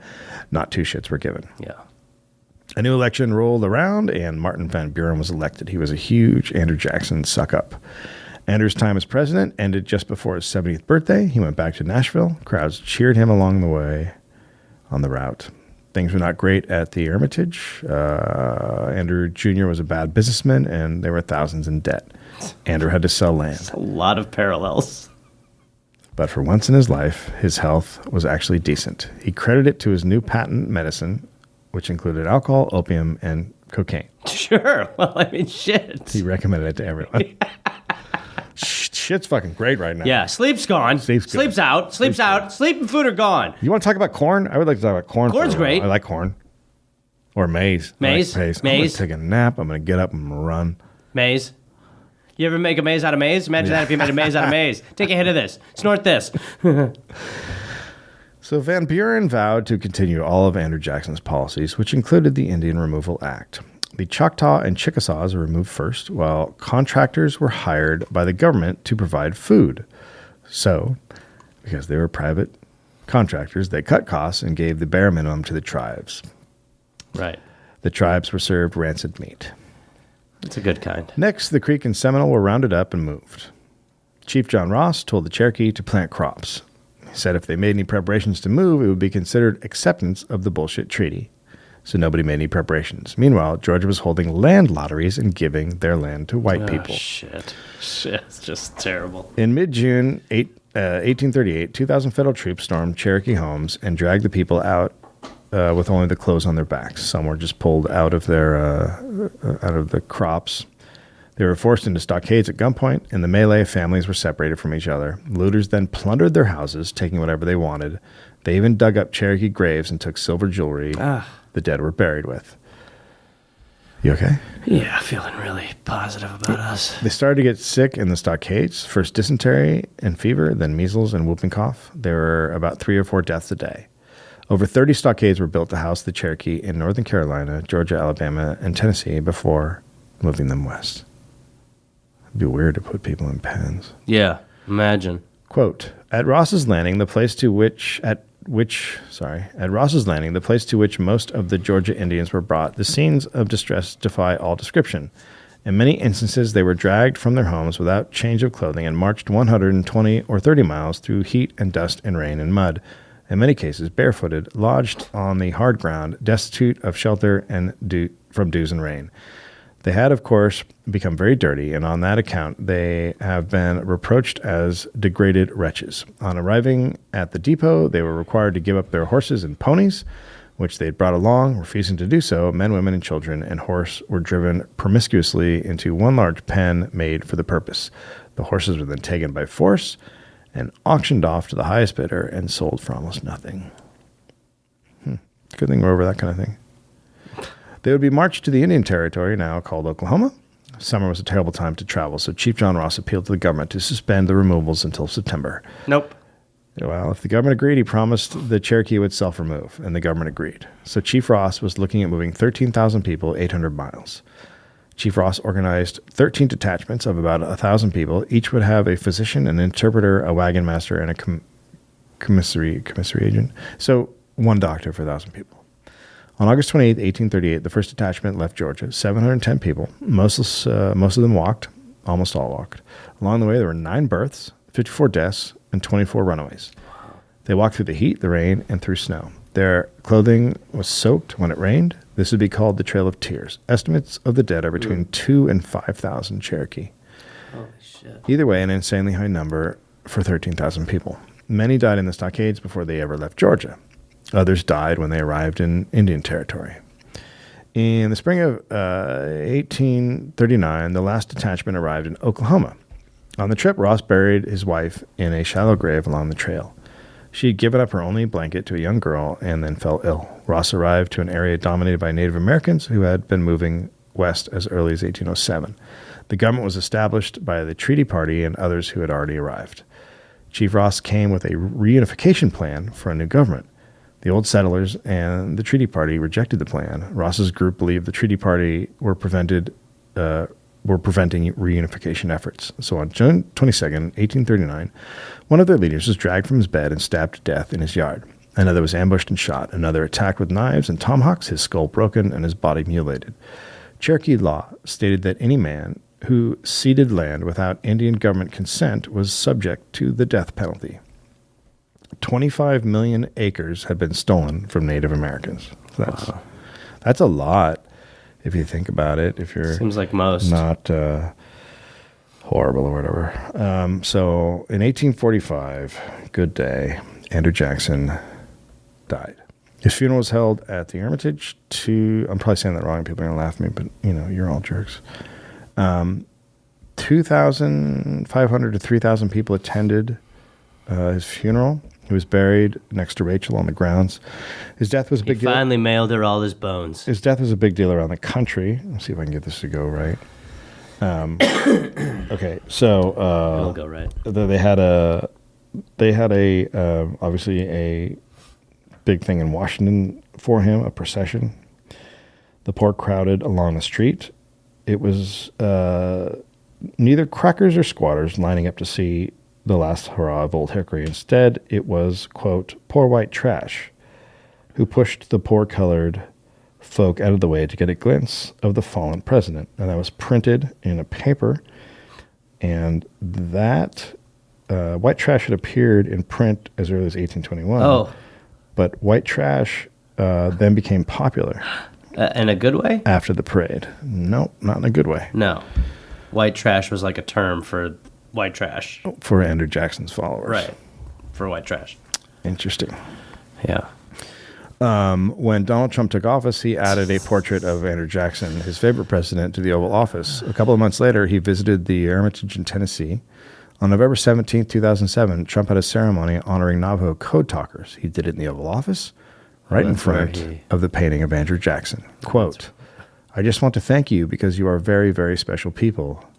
You were here long before any of us were here. Although we have a representative in Congress This is the worst. who has been here a long time, longer than you. They call her Pocahontas." Then he turned to one of the honorees and said, quote, "But you know what? I like you. You are special people." Anyway, that's how we got here. Oh, my God. You stopped being funny at the end. Yeah. I wonder why.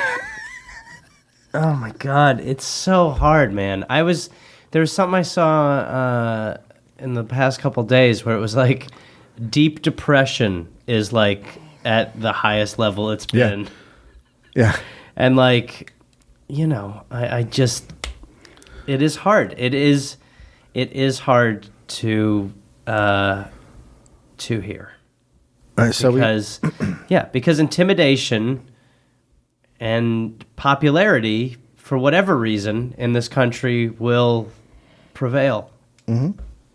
And we've been here. We've done this before, and we've been doing it repeatedly. Like this is people like Trump came from out of nowhere. No, he didn't. It happened before. Yeah. And all the reasons why it happened are still there. Boy, that clip where he says, they call her Pocahontas. But you, I like you. So you're good. It's the same guy, making fun of his speech, looking down on him. Yeah. It's all there. It's all the same stuff. Yeah. He's a guy who the uses difference, terror. He uses terror. The difference. Puts people in pens. It's all the same. The difference is that Andrew Jackson would leave office. We'll see. Yeah. Sorry. This Thursday night, I'll be at the Sycamore Tavern for a show at 8 p.m. called Thirsty Thursdays. Annie Letterman, Ryan Sickler will be there. Just want to end on a really positive note.